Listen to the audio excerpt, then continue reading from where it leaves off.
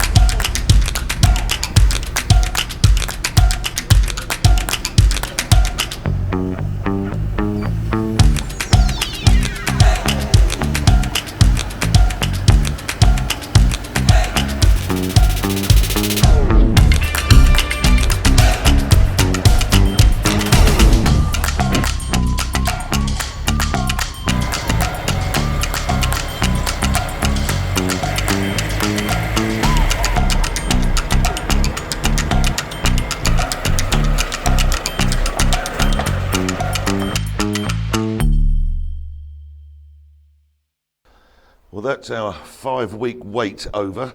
Actually, it's gone by pretty quickly. All the time we needed to set up the workshop, etc. is really not too bad. But the day of delivery, and exactly what you guessed for English weather, it's pouring with rain.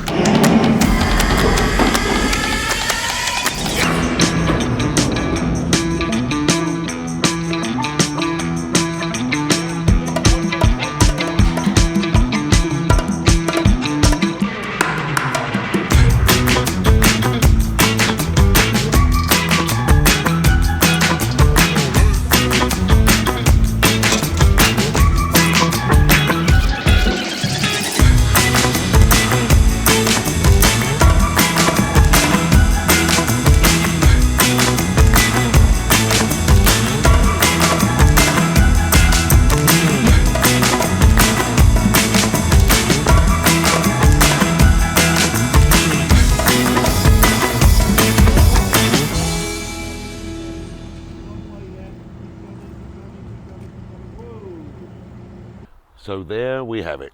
This has been a 2.5 year journey, and delays because of the shipping prices.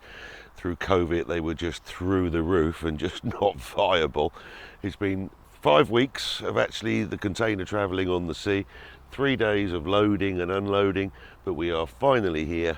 Tiny Tudor is finally in the UK, and I'm really very happy to be here, believe me.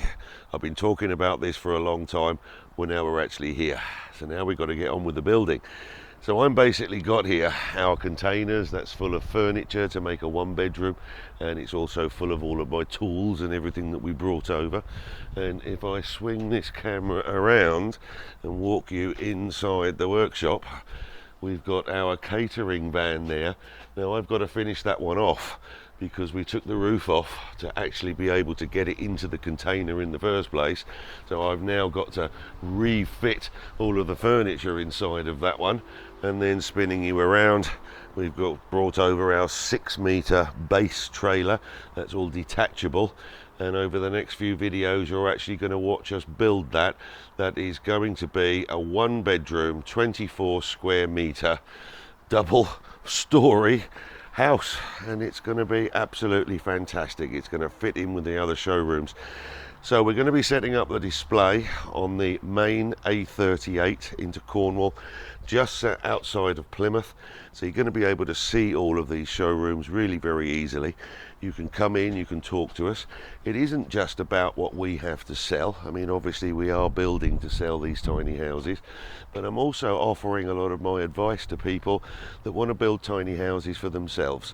I know there's a big community out there. We've got the Exeter community for building tiny houses and the big one up at Bristol. So I know that tiny houses are really coming in strong to the UK. Well, we're here and we're open for you to be able to talk to us if you want to. It would be great if you join us for the next few videos, because we're going to build that 1-bedroom nomad tiny house, although we are thinking about to actually rename it. So if you've got some comments, you've got some suggestions, please put those in the description and the comment below. That would be great to see some input from everybody on the outside. That would be brilliant. So anyway, we're going to build that 1-bedroom. We're going to take you through it step by step, which I hope is going to help people understand what we do here at Tiny Tudor, but also it will be a good guide for people that are wanting to build the tiny houses for themselves. So I'll see you soon. I'll see you next time. Bye bye for now.